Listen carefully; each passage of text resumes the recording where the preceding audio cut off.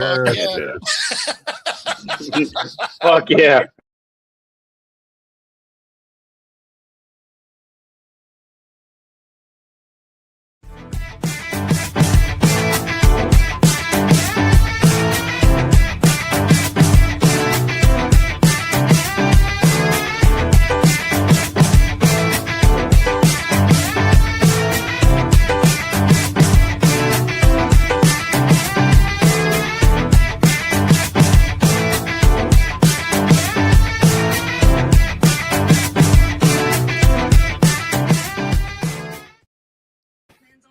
Good evening and welcome to the Unprofessional Professional Sports Show. As you probably might have heard at the beginning of the show. Thanks, James. That was awesome. Anyway. Perfect timing. Perfect timing, yeah. Yeah, there's that little bit of space before it actually goes live and you can hear people talking in the beginning. That's yeah. And he just busted out the BS. Literally. Oh goodness. Oh, you're good. You're fine. It's Unprofessional Professional Sports Show. Who gives a damn? Anyway. I am BA, and of course we have Keith Ingle, James Martin, and Bo Crouch. How you gentlemen doing this fine Wednesday evening, afternoon for you, Bo? I'm doing well. You're doing well. Okay. Don't make me get the button out. Don't get the button. Oh, damn. No buttons. No buttons. You got to have that button for Jack, right? Oh, I need that. I got to he'd go nuts if I set that off, man. Jeez. When doesn't he go nuts? I was like, that just sounds like challenge accepted. Like it does, you know. All right, Friday morning it is. Let me put this somewhere where I'll see it. There. Oh yeah, and a shout out to Jack too, because he should be in Florida by now. He took a trip down to Florida, so he'll be doing his shows from Florida until February. Nice. Drove his new Jaguar down. Yeah. Jaguar. That's what they're calling it. They look different than I thought they'd look. But Jag off driving a Jag. That'd be perfect. That's perfect for the Mad Yinzer right there. He'd laugh his ass off on that. Speaking of Jack, and some boxing news, you hear about Terrence Crawford retiring? It's funny. I thought I read an article that Jack was talking about the fact that, after this next fight, Jake Paul was looking to fight Crawford, and now he retires before he gets a chance. He'd get killed, by the way. Yes, he would. He's going to get killed in this fight first. Let's crawl before you walk. Hey, I hope you're right. I want to see him get punched in the mouth. I'm tired of seeing him fight MMA or washed up or go fight somebody that's actually going to know on your level.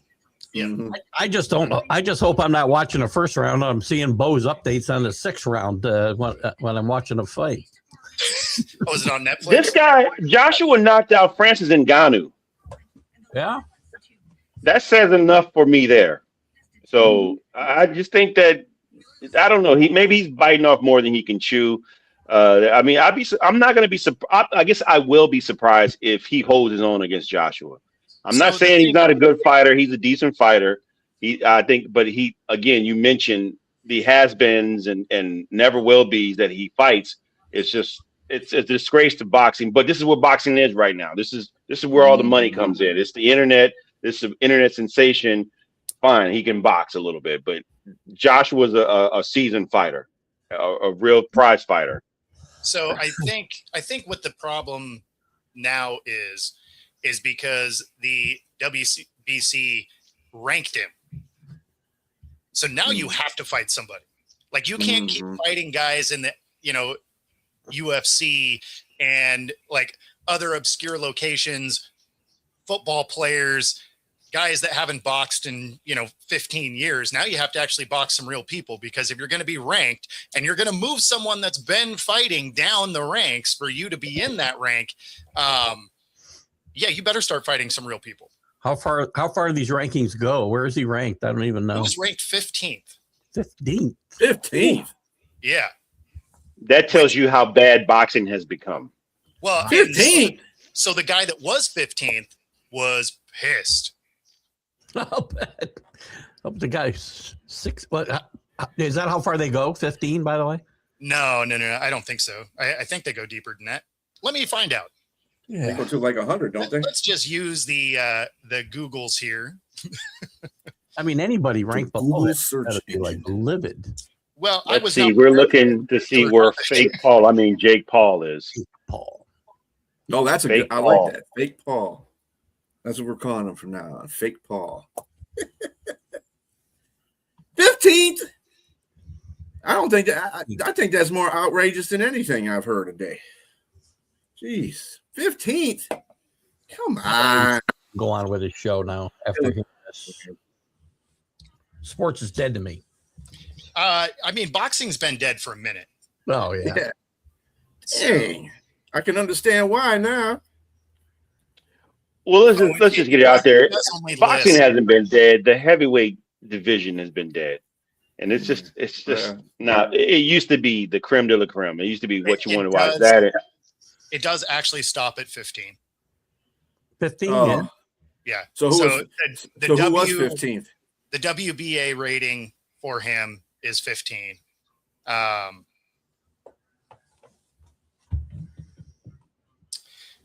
Yeah, so that's where he's ranked. But that means that the person that he took over isn't ranked, right? If they're only ranking the top 15, that means he booted somebody from the ranking, which is also That's just wild. wrong in the first place. If you're going to be ranked in the top 15, you need to start at the bottom and work your way up, right? You would. You can't just be put in 15th.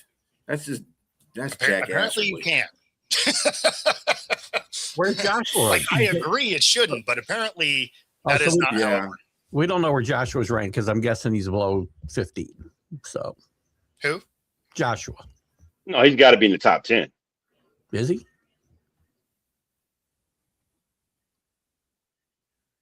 How much these guys getting paid? My gosh. Well, I think that's what gets him his ranking is he brings in a ton of money. I must be missing something. You know, I'm not the biggest boxing aficionado anymore. I was when I was a kid in the heavyweights, but I watched that last fight as much as I could. And I just don't get it. I don't get the Jake Paul sensation. I don't know why Netflix is in love with this guy to keep paying him millions of dollars. Oh, because he was a YouTube guy. So Mhm. the bulk of his following is from all of his jackassery on YouTube. Yeah. So, and he has more following than boxing as a whole right now. Because boxing has gone out of its way to ruin its own product. So a YouTube sensation that doesn't fight anybody has more pull than the best fighters right now. And that it's sad when you think back to how big boxing used to be. I mean, that used to be must-see TV. Like, you had to buy the pay-per-view. You're like, oh man, it's going to be Tyson or Holyfield or like any of these guys. And you're like, yeah, I'm doing that. And now it's just like, who's fighting? Like, they did such a poor job building these guys up, building brands. Like, you don't know who any of these people are anymore. The sad thing is he has a major fan base, a major following. A lot of Paul sexuals are out there. Him So and his it's just- Him and his brother both do. Because his Oh, brother's part of you know, like people say bronze sexual or prime sexual. Yeah, there's a he's Paul sexual. Well, I haven't heard Fake that Paul term, sexual. sexual, so that's probably about 30 years ago, probably, right? So well, I mean, and his brother Yeah, does yeah, too, right? okay. Which is why he's part of the WWE now. Logan, yeah. you know, So- I don't. So maybe doesn't. So there's got to be big paydays here from Netflix and whom else. So It is gonna be. So Terrence Mhm. Crawford, if he gets it, Jake Paul wants to fight him, won't bastardize himself to come out and fight for that money. I'd be shocked. And maybe it's a I have a lot of respect. I have a lot of respect for Terrence Crawford. I mean, I just think that Does it lower? it would lower it. Yes. I think see the problem is because he's such a sensation, the fight that he's in ranked 15th won't be more than the title fight would be. Yeah. Like, you'll make more from that one because people will pay for it. So which is messed up, but it is what it is. So would he take a dive to get a $40 million payday? Maybe. I don't take a dive. I want to see him knock this guy into next week.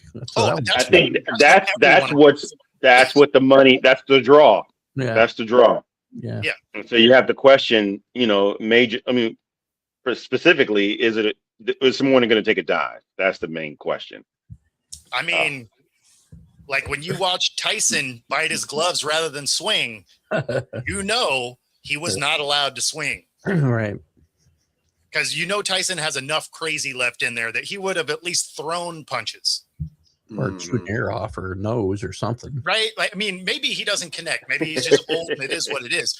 But there's no way he wouldn't have at least swung the gloves. Like Right. you had large sections of time where he didn't swing. That biting the glove thing was suspect for sure, to say the least. On my bingo card tonight for our lead story. Yeah. Yeah, no, There you totally. go. That's why I had to use Google. I was not prepared for boxing. Like that was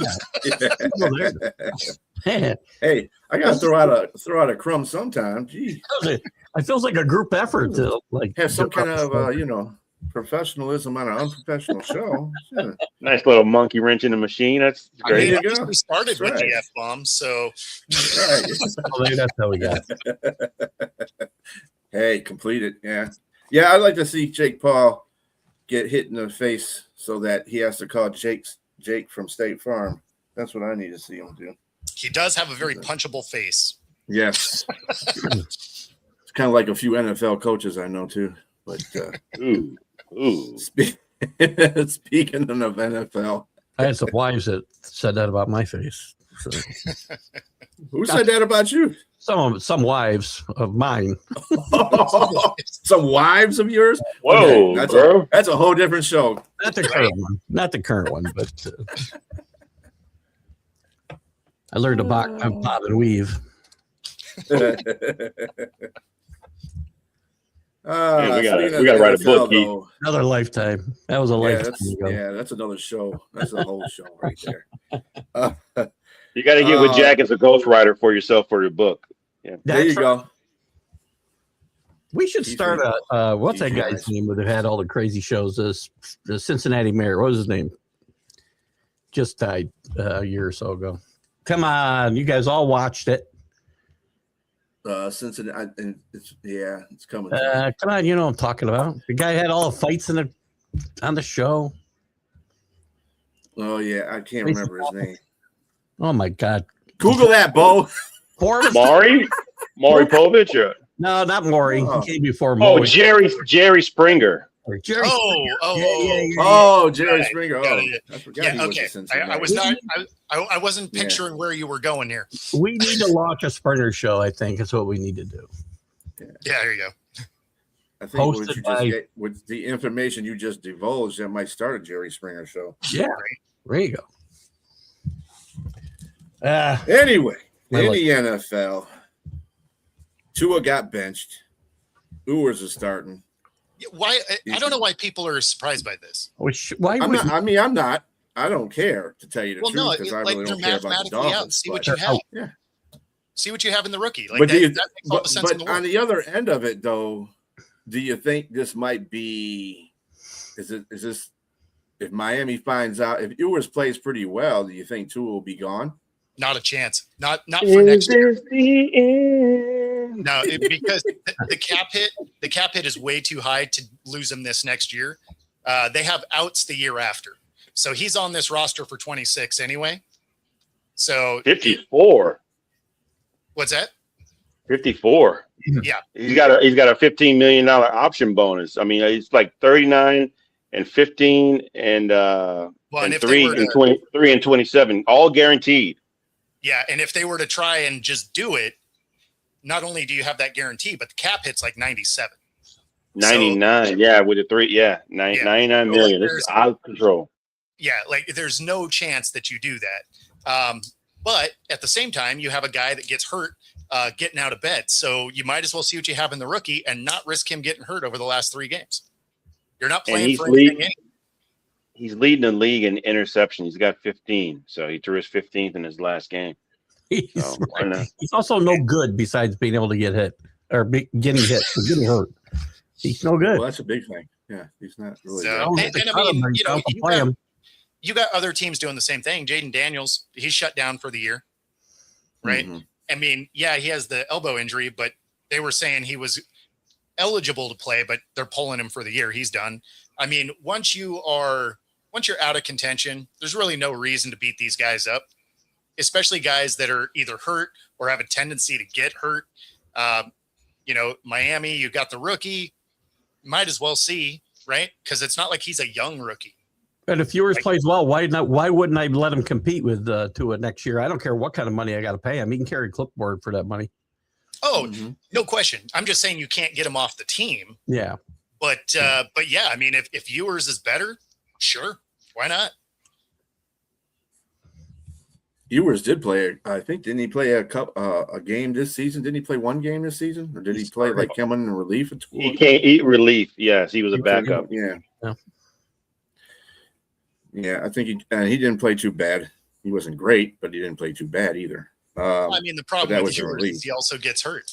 So Yeah. at least they have a guy that gets hurt backing up a guy that gets hurt. So that makes sense. That works. Yeah. Good synergy there. There you go. Just let you know that there's a real scenario where Zach Wilson gets a start. I was going to say they got Zach Wilson too. I mean, there you go. Quarterback situation is straight for them for the next couple of years. And Tyreek Hill, of course, he had to come out there after they talked about Tua being benched, and he came out there with the tweet piece and then ghosted out. So I don't know if that means he ain't going to be on the team next year, which I don't think he will. He said he's pretty happy staying at home with his kids. So he says, he loves football, but he said he's away from his kids too much. I said, well, that happens when you have like 12 dozen kids. If he's home, he's going to make a lot more babies. That's a problem. There you go. Then he's going to be like Phillip Rivers, coming back and slaying. You got to get that insurance. Tyreek's new profession is pipe layer. It's not a new profession. He has a kid every 800 yards. He's splitting time with football. Pipe layer and football. That's good. That's terrible. Hey, that's what this show's about. That's right. Terribleness. Terrible. How terrible can we be? Charles Barkley, terrible. Terrible. Exactly. Charles Schwartz. So Puka Nacua decided he was going to go on a tirade against the refs, saying that they make calls to get on TV, which they're on TV. I mean, the show is focused on them. You know what I'm saying? I think that's what he means. But I mean, I wouldn't be saying that if they're making calls just to get on bad calls, just to get on TV, get FaceTime, that wouldn't be fun. But I mean, they just make bad calls anyway. They don't really have to draw. Yeah, I was going to say, I don't think they're doing it on purpose. I think they're just bad because they're just bad at it. Yeah. So, which I thought was kind of filming. Wide receivers calling out at somebody else for calling attention to themselves. That's kind of like an interesting. A diva calling out other. Yeah. Which I thought was pretty funny in itself there. But, and in the NFL, I don't know if you guys have read the NFL is trying to get, because of the referees collective agreement bargaining is coming up. And they're trying to, we want to make different sanctions so we have better referees. And this is coming from Goodell. Now, Goodell, when asked earlier when these referee situations were going on, I'm not with the referees are good. I don't know what but now you want to make a referendum to make referees better? I thought they were already good. So why do you got to make them better? Well, you can't say that stuff during the season or like when bad calls are made. You have to be, oh no, they're good. Integrity's great. It's when it's afterwards. You're like, yeah, we should probably do better. That. Especially when it's like in a collective Yeah, like you can't. You have to say stuff like that, right? Like you can't bury them because then that becomes a topic the entire season. Yeah, I mean, the one thing he's really good at is protecting the shield, right? So you can't bury your own product mid-season because that'll be front and center on every news program the whole year. Yeah, and unfortunately, the refs are basically doing that to themselves too. I mean, I don't know. Even after, well, it's not really after the season, still during the season, and he's talking about that. So I mean, I don't know. The refs they got to improve. They got to do something to make them motivated to make better calls, to look at stuff better. I mean, it's funny when you watch these games, they have a guy in a booth that was a ex referee or is one of the people that are with the NFL refs that are on there, and I can't tell you how many times they disagree with what is on the field. Yeah. It's like, dang, 50% of the calls in any game are disagreed by the person they ask, well, what do you think about this call? Sure, but they're also watching it in slow motion on the big screen as opposed to in real time on the field where you got players in your way and stuff. Like they do have a hard job. So I'm not saying they don't. They have the technology to get the calls right, though. That's the thing that they do, but they're not necessarily gonna do a ton of that because they're trying to not have the game take forever. If you're gonna have that level of scrutiny on every single play, the game would be 5 hours long. Any sport has got to stop with, and they keep extending what they're going to look at. Yeah. And look, I want them to get the calls right too, but I don't want to watch 5-hour games. It's ridiculous. Yeah. And that's why we get that to a point. The quick review, which I'm not a big fan of the quick review, by the way, because if it's wrong, I can't challenge it now either. Correct. Which I think is crazy. You still got to be able to challenge that play. And I think it's nuts once they go to quick review, you can't challenge it. Yeah, I think we can all agree. Generally get it right. Yeah. I think we can all agree that the calls overall have been egregious in comparison to past years. Get better people and train them better. I mean, that's where you need to spend your money, and not on technology, but people. You could also help these guys out by not changing 40 rules every offseason. That would help. Yeah, that would help. Like if it wasn't a moving target all the time, it'd probably be a little easier for them to do it correctly. Let us get the basic thing. It's kind of like what we talk about StreamYard. They add a whole bunch of stuff. They add a bunch of stuff, and then they don't fix the stuff that they got right. You know what I'm saying?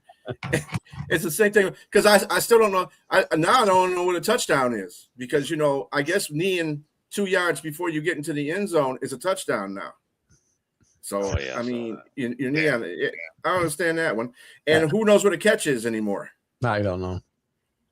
What's passing? I don't even know what the DPI is anymore. So the catch rule is a little bit clearer than it used to be. So you fooled me on that one. I've seen that change all over this season. No, I wouldn't. If we're comparing it to StreamYard, it's the Browns front office. There's a couple of things on the team that you think is pretty good, and then the things that you're like, oh, this could be cool, that they just find a way to ruin constantly. Yeah, that's it in a nutshell. I mean, they really got to invest some time into their refs. Make them full-time employees. Stop making them part-time for one. 100%. Get them education. Get them some education. Make them know that rule book in and out. And I don't know how the whole referee process goes, so I can't really speak on how they go through the regular season on through the year. If they give them tests, if they challenge them to know certain rules in the rule book, like give them a quiz or whatever the case may be in the whole rule book. Make sure they're up to date on everything. I don't know how they do that, so I can't speak on that. But they need to do more of it. It needs to be better. I mean, for sure. Mm-hmm. I think what's frustrating about it is, like, you can say all you want about it being a full-time job and all of that. It's happening, Donna. But it wasn't before. And you had guys like Hockey Lee and Sarator and these guys that routinely did a pretty good job, right? Like they missed some calls, sure. but that was the outlier. Now the missed calls are all the time. We're not expecting them to do more than they did before. It's not like there's really more games, right? Like you have one more regular season game, but you have less preseason games. So it's the same number of games. It's not like there's anything crazy going on there. So I don't know what the shift was, but we had better officiating at games than we do today. And it's not like anything's changed in as far as prep or anything like that. Like those guys all have the same situation that these guys do. So I don't know why these ones are so much worse. Unless they just don't take pride in their job, which, if you've ever hired some younger people, there's an element of that. Well, there is. So I don't work. Well, I mean, I don't really see that many young. Well, I don't know what a young referee would be in the NFL. I mean, I haven't really seen too many young ones. I have seen more women, which is good. Sure, but I haven't seen. I mean, the referees that are actually the umpires are the ones that you notice the most because they're the ones that are on the TV giving a call. So those are usually the elder statesmen. Sure, but they're just reiterating whoever threw the flag. Right. So, and I don't know what has to be done either. Yeah, I don't know what has to be done either. This is the day of social media too. I mean, Puka might have it right. He might have a little bit of it right. He might have it on a slide right, but he might have a little bit of a point. There's too much subjectivity, right? It's same thing with baseball, right? And too many guys like in baseball umpires are talking about, well, that's my strike zone. Well, the strike zone is the strike zone. It's not your strike zone or the other guy's strike zone. And it's the same way in football with pass interference and holding calls. I mean, they're always going to be open to some subjectivity, but I think they need to all be trained the same way to think the same way.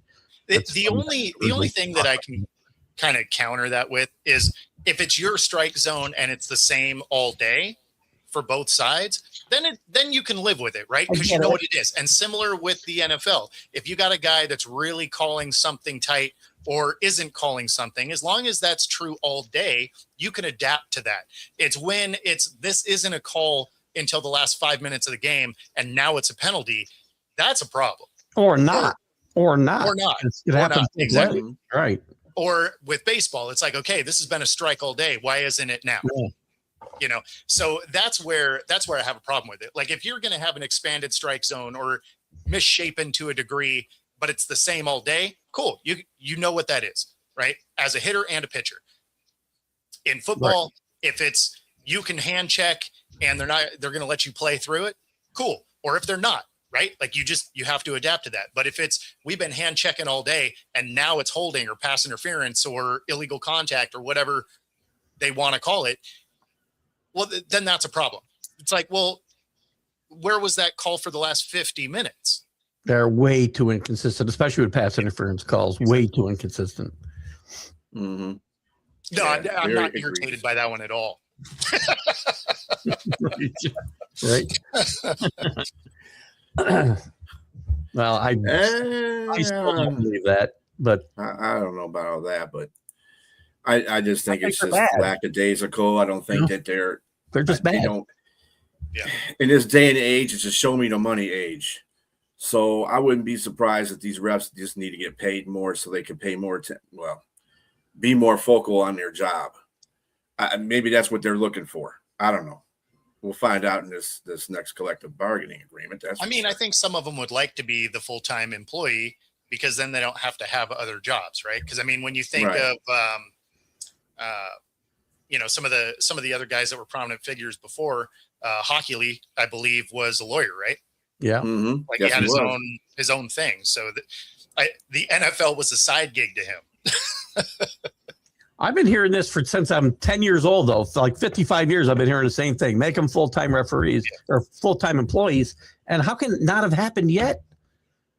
You're telling me how important these games are. It's a billion, I can't even count the billions, dollar industry, and we let these guys be part-time employees. It makes no sense at all. It's because there's only 4 months of games. Regardless, I find things to do. Train them all week long. I don't know. Got it. Yeah. I mean, I'm with you, but like I get the argument against it because football season's just short. Yeah, some of those guys have like professions where they're probably making X amount of dollars that's like far exceed, Pay what them. You can you know, pay pay. There's money to pay them, is my point. Mm-hmm. Yeah, There's money I mean, and they already get paid. falling Pretty on well. trees here. It's not like they're getting terrible pay either. No. They make six figures for sure. I understand I got to pay guys not to take these other jobs. I get it. But the league can afford to do it, is my point. I mean, this isn't the WNBA we're talking about. Sorry. Their refs Sorry, Bo. are super bad. Like, so, man, like they really got to fix their stuff. Well, they're probably getting $50 a night. So I know that's not true. Yeah. No, I think they do a little better than that, but it's still not great. High school refs get $100 a night. I mean, from the sound of it, they do actually make less than they do in at the college rank. And so if that's true, that's crazy. It also lets you know why it's bad, because it means they're just chasing the pro tag as opposed to just trying to be great at their job and earn the most money. Mm-hmm. Can be. Yeah, I mean, yeah, but it's kind of like, when you have like little leagues, when you have refs that work for little leagues or stuff like that, Sure. they have a real job and they just go in there but that's for the kids. That's a whole different situation. However, grown ass men, professional athletes that get paid a multi-billion-dollar corporation. Yeah. Mm-hmm. Well, also when you're doing it for the kids, there's 40 parents watching. Oh my God! If you mess one up, instead of pay me enough, 4.5 million people watching you blow a call. I think the 40 parents. Right. I think the 40 parents could be worse in a lot of situations, Bo. Well, there's still 70,000 people in the stands that are going to yell at you too. Yeah, they're coming out of the stands to attack you though, like they dare in Little League baseball, for crying out loud. I mean, there is that. There's you couldn't pay me to be a youth league official in anything. You couldn't pay me enough. Yeah. Speaking of the NFL and the absorbent amount of money that they have that they don't feel like they need to use for anything useful. Okay. See where they were growing. Okay, Tom. Yeah, maybe they do. A lot of ACL tears have been happening. I mean, to players that are, big time player, Micah, Patrick Mahomes. And there's a lot of them this year. In fact, I did have a list. I didn't think of downloading it when I saw it, but there's been a lot of them ACL. And what do you guys think is the issue here? Do you think it's the field? Do you think it's the training? Do you think it's the player? So, I mean, there's a couple of things, right? I mean, like some of it, playing surface obviously can play a role. Washington has one of the worst ones in the league, has forever, right? Some people complain about the field turf because of the amount of grip, stuff like that. And so for ACLs, that tends to be those types of thing. It's a pivoting movement without your foot being able to move. So that can absolutely be blamed on a playing surface. Or if it's just a unfortunate way you landed, like Mahomes hyperextending the knee, that'll pop it. Ertz getting absolutely that low blast directly to the knee, that'll snap it every time. So those ones kind of have outside influence, right? But all of the Achilles, that I believe really has to do with the way people prep for games now. Because it used to be that you used to watch a lot of stretching drills and all of that in pregame warmups, right? If you go to a game and you're there before, they don't do any of that stuff anymore. And so I think the Achilles has a lot to do with strength and conditioning. But ACL's been a problem forever. Yep. And the good news is it's almost like, not to compare this to HIV, Wow. But to compare it, damn.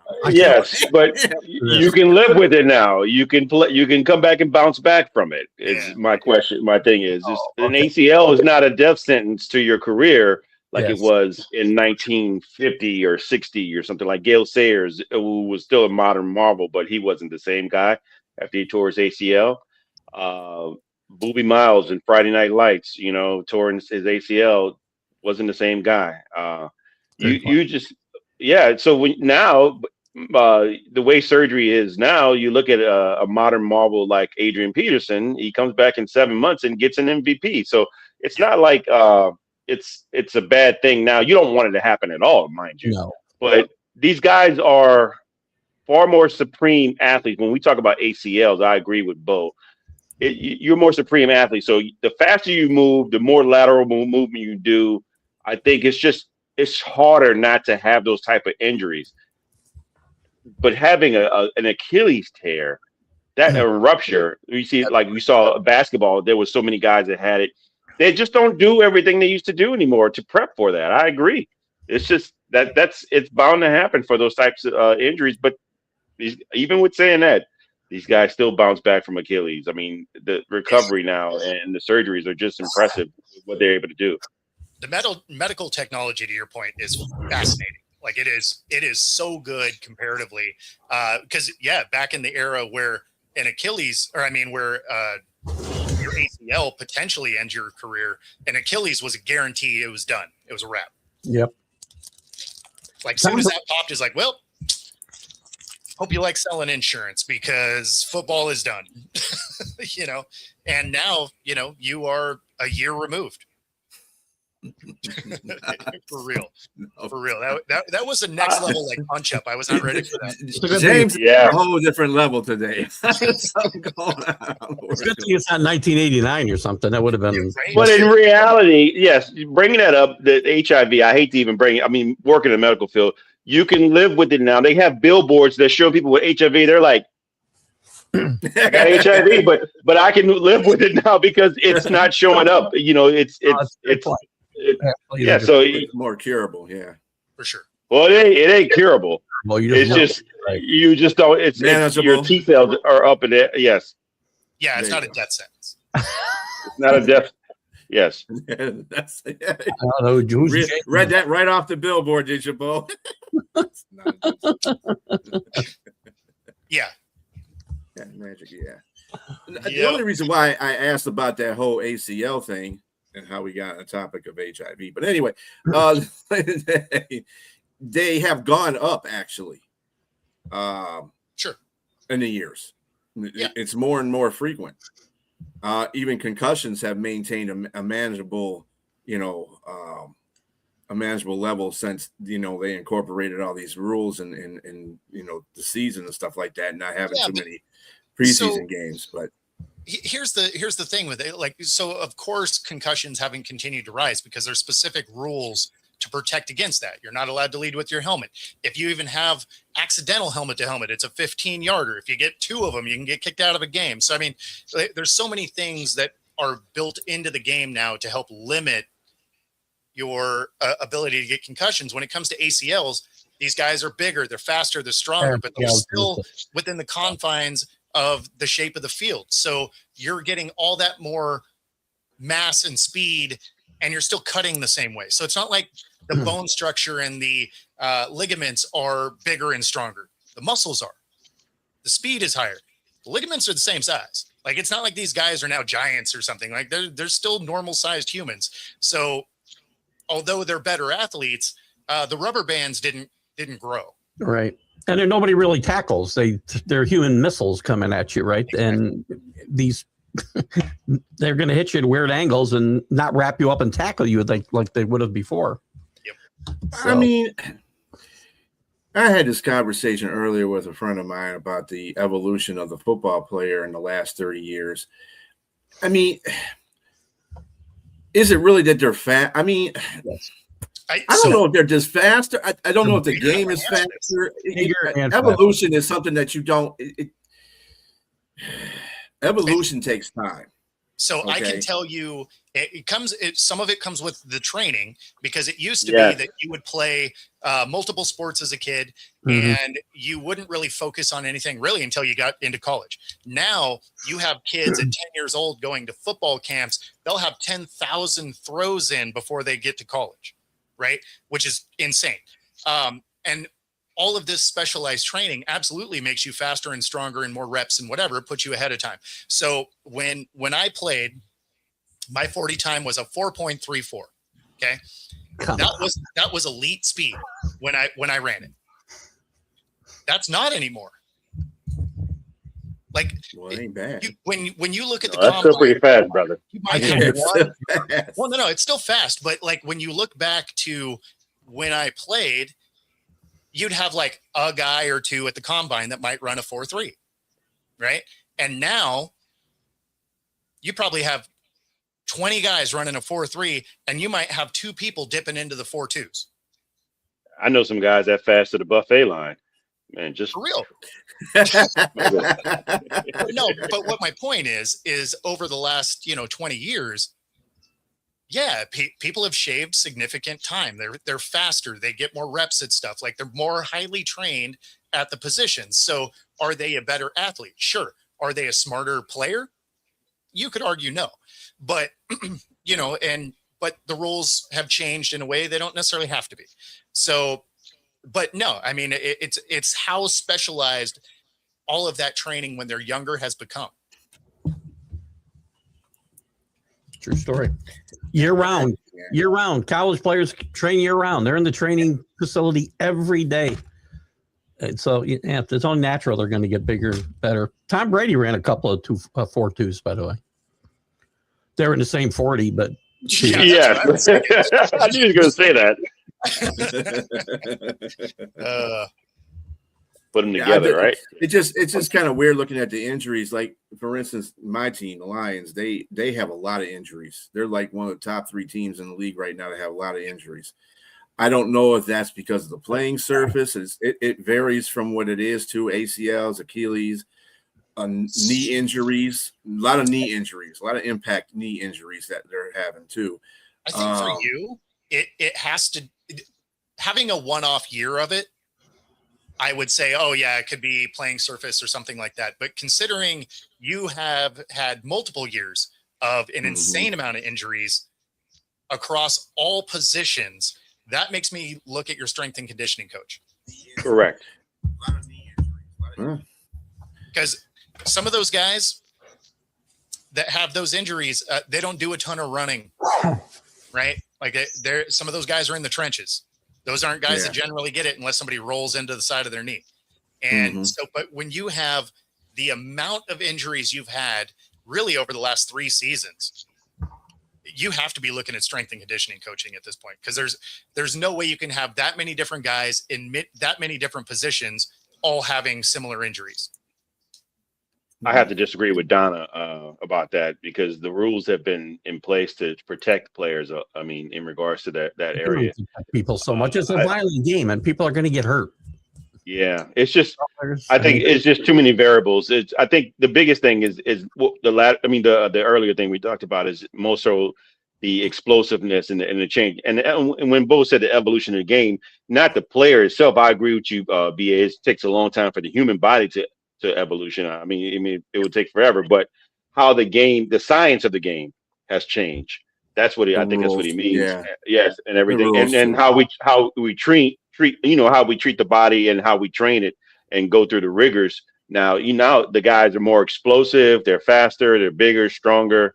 And that's why I said it's not the evolution of the player, because all the ligaments are the same size, right? They just more highly trained. But if you're adding more weight to the same size rubber band, it just isn't going to last very long.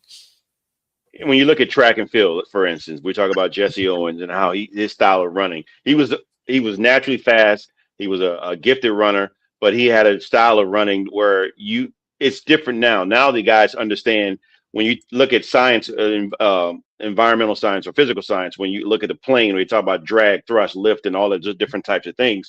You're doing the same thing with the runners. That's why most of those guys, when they start the block, their head is they're running like this with their head down and their shoulder down because you're trying to get that wind above you to just glide across you versus hitting you in the chest, and you're losing like precious time off your 40 time. That's why you see when those guys running the 40 in the block, they're with the arm up and everything, and they still they're running maybe about 2/3 with their head down. And then they finally come up and do that. But I mean, all running is a controlled fall, right? Your body is out leading and your leg has to catch you, right?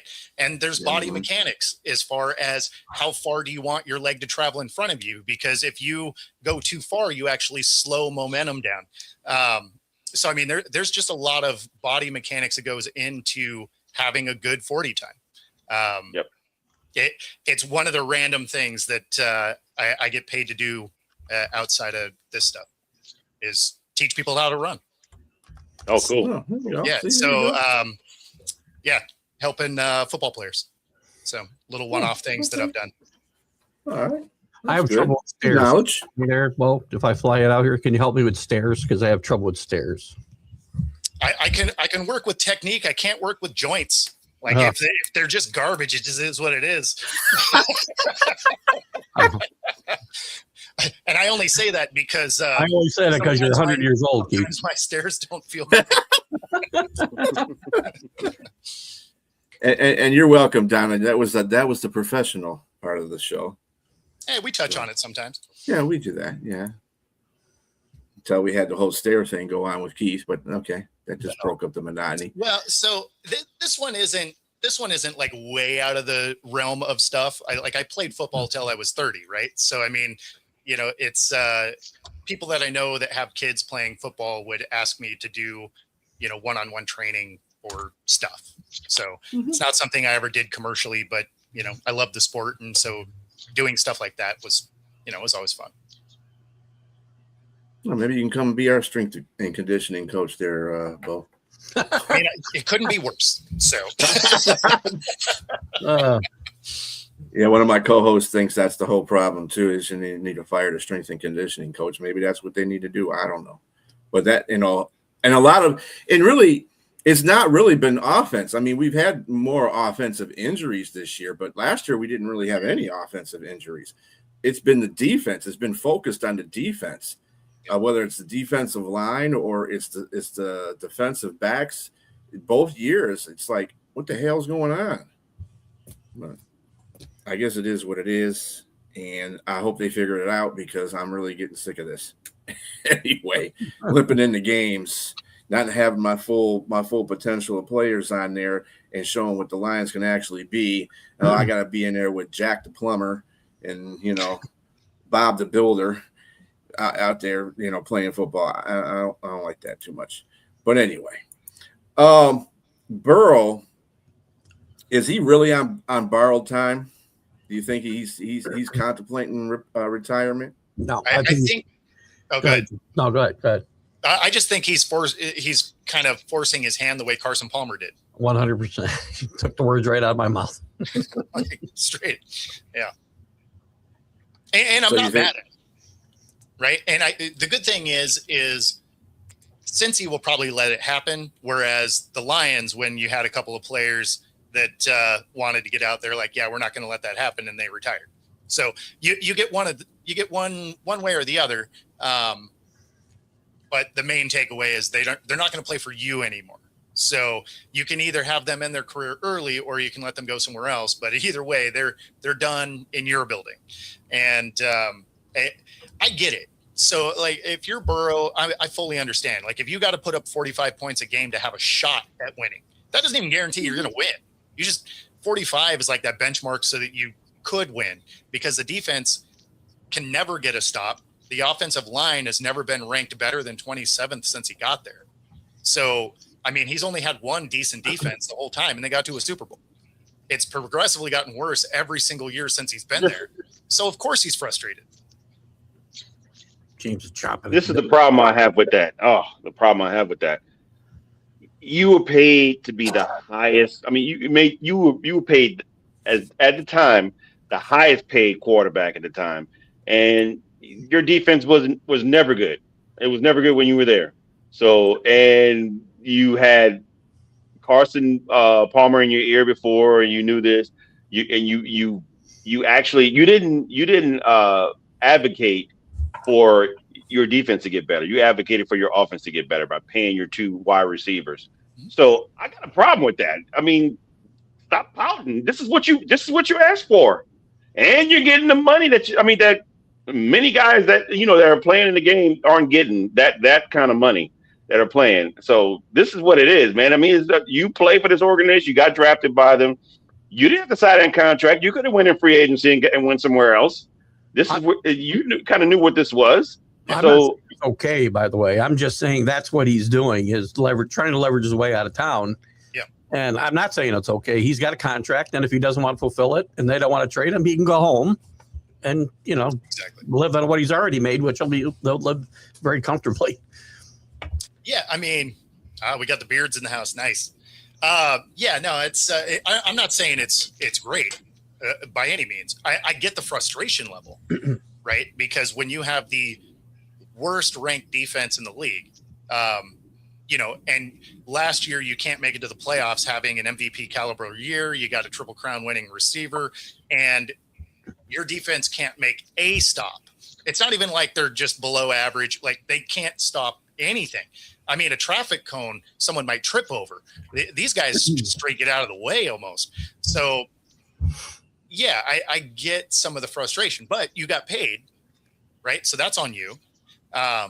So I'm not saying it's okay or you should try and get out of your contract or anything like that. I'm just saying I understand the frustration because if you're giving it your all, you're putting up very real numbers and you're not in any danger of winning games. Yeah, that'd be frustrating. He's been to a Super Bowl. It didn't work out so great for Carson Palmer and other guys. They leverage their way out of town. I don't remember him winning or even getting to any Super Bowls. So, yeah, he got in one with Pittsburgh, didn't he? Yeah. No. So, Carson Palmer? Carson Palmer went to Arizona and they lost to Pittsburgh in the Super Bowl. No. That was Kurt Warner. Sure. Yeah, that was Kurt Warner. Yeah. Kurt Warner was a quarterback then, yeah. In 08. Palmer never made a Super Bowl. That's right. Carson Palmer did play for Arizona, though, didn't he? He did play. Yeah. Yeah. So, yeah, he went I think he got them to a championship game. He might have gone. I think he was there when I was trying to remember who the coach was names are not good with me today. Tampa's last coach before Tom Brady. Bruce Arians. Yes. He played for Arians, I believe. Yeah. Yeah, because he had a few good years with Arizona. I mean, he ended up playing for almost a decade after he got out of there. Yeah. But his situation didn't really improve because he didn't get to any Super Bowls. So he didn't win a Super Bowl, but he did have way more competitive teams. Yeah. Yeah, I would say that. I would say Cardinals were a way more competitive team when he joined. I mean, that's the thing. Like, he's not saying he has to go win a ring. Obviously, you want to win a ring. That's the ultimate goal. But when you can have an MVP caliber year and you can't even make the playoffs with it, and then you come into this year and your offensive line is so bad, you're just getting ran over. Yeah, I mean, like, cool. I made money. I'm winning at capitalism. Great. I'm also seeing exactly how the grass is growing all the time. This one's getting taller. Let me just pluck this while I'm down here. Let me say this about Carson Palmer. Before he tore his ACL with the Bengals that year, they were lighting it up. That team was very good, and John Kitna came in and spelled for him a little bit. I mean, it wasn't bad. They were a very good team, huh? Weren't they like 10-1 or something when he got hurt? Something like that before he tore his ACL. It was in the playoffs he tore his ACL, I think. Yeah. Right. They may have started that one, right? And as a fan of a team that got a front row seat at Kitna, it's no surprise that he didn't go and kill it for them when he got there. Oh no, we that's okay because we had Kitna for what, a year and a half. I mean, he started off good. He started off good. Yeah, I think we went 8-0. He was a much higher draft pick than he should have been. Did he play for Dallas too? Mm-hmm. Yeah, I think he played for like about a quarter of the league. I was going to say half. Right. And Bo, I kind of agree to this the sympathy toward Burrow, because I saw that, and a lot of Lions fans get on Stafford because Stafford's he wanted to leave. Well, yeah, he wanted to leave. You didn't put no team around him. He was frustrated and trying to carry the team all the time that he did. And then now they wanted to go get a new offensive coordinator, a new coach, a new everything, and an ownership change. Although it was the same ownership, it was it's Ford ownership, but it was a different person that was leading it. He was like, "Oh no, I can't go through this again. I can't go through a rebuild stage again. I've been in this league for 12 years. There's no way I need to be playing for another team and rebuild. Let me go somewhere else." And fans got, because he requested a trade. We don't want, dude. I mean, if you were in that same position, you wouldn't want to do that either. I mean, go through that same thing. This is the parallel I make to people, because they never look at it as the job that it is, right? They're like, oh, you should want to stay forever. It's like, okay, say you work for a company and it sucks and it's not going to get better, and you're the best employee and they just keep giving you more work because they don't want to hire more people. Are you going to quit? Yeah. You're going to be like, you know what? This has been terrible, frankly. I'm going to go ahead and go literally anywhere else. And so that's, I mean, as long as you keep it in that perspective, I mean, yeah, these guys get paid a lot of money. They're playing a game, but it's still a job. And if you're not going to give people the tools to be successful, it's not unreasonable to think that they may want to try a different company. Mm-hmm. I still have to disagree with that, you guys. I mean, he literally lobbied for those wide receivers, and they paid them. They paid them top billing, top dollar. We were talking about Stafford wanting. No, yeah, but he compared Stafford to this situation, being empathetic to this guy. So yes, they paid him. They paid the wide receivers. I get it. I mean, the defense sucks, but all the money is tied into your offense now. I mean, everybody's highly paid. It's tied into your offense. It's going to be hard to it's going to be hard to pay anybody to come in. And another thing, you're in a city where a lot of players don't want to go. Yeah. Look at LeBron. LeBron was in Cleveland. Nobody wanted to come to Cleveland. Nobody wanted to come out there and play. It sucked. A lot of players. Who was the guy that played for the Bulls? Joakim Noah. He said that city was horrible. He was right. It's a terrible city. No, I mean, it's just hard. If you're going to make a parallel, it shouldn't have been Stafford. The parallel should be Myles Garrett, because he also was like, "Hey, give me all the money," and he's bummed out that they're bad. And it's like, yeah, you knew they were bad. They were going to stay bad. He's going to set the sack record. He's going to be defensive player of the year. Garrett, that would probably have been a better one. Also not going to the playoffs. I can't feel sorry. And I got on Aaron Rodgers for this type of thing, and I can't feel that bad for guys who take their money that could be spent around somewhere else, right? I'm not a big redistribution of wealth guy, believe me. But Tom Brady was smartly, because he wanted to win, said, "I'll get my money eventually," and he kept pushing it down the road. I was gonna bring him up, Keith. You said it. You beat me to it. And nobody else does it. Rodgers didn't do it. Manning didn't do it. Nobody does it. And he was the highest paid quarterback at one time. And how many did they win when he was that? None. So, and it's what Mahomes started to do. He signed that big deal and then just keeps restructuring it so that he can keep guys around players on that team. If you want to win, like, that's what you got to do. Well, that's why I always think that the reason why Tom Brady is the GOAT in that regard is because of his leadership. He wants to be out there to win. He's competitive. He wants, anywhere he goes, he wants to win. And he's going to do anything he possibly can do in his own to make that possible. And there's no quarterbacks that really do that anymore. There's none, really. I think he's the only guy that's ever done that. Yeah, and unless somebody else can prove me wrong with it. But before people think I think Tom Brady was giving up money, Tom Brady got all his money eventually. Oh yeah, he did. Yeah, he just stretched it out. Yeah. Well, and he also married rich too. His wife had a lot of money too. That's right. I like that he was the low earner in that household. He was right. Low on the totem pole there. Well, maybe I should use a different phrase there. She- than that. I don't know. Giselle called him her bitch. That's what that's what it was. Look at him now, though, Giselle. Look at him now. Yeah, that's right. He's balling. Anyway. On that note, we shall end this show. It's been a great talk. We did have some unprofessionalism. I need to start taking score on this stuff. But anyway, We need a bell.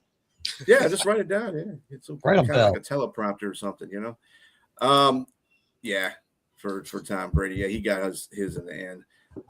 But yeah, this has been a great talk, folks. And enjoy your comments in the section there, Donna, Bearded, everybody in there, and we will see you again next Wednesday. Same bat time, same bat channel. I'll probably get hit with something with that anyway when I say that. You're done. Right. Adam West is on line 1 for you. Right, yeah.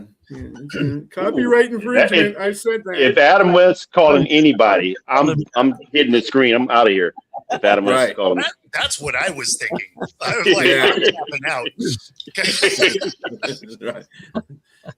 Who? No. Anyway, Either that or I everybody have already a punched out and I didn't know it. right. Everybody have a very good night, and we'll see you next time. You guys.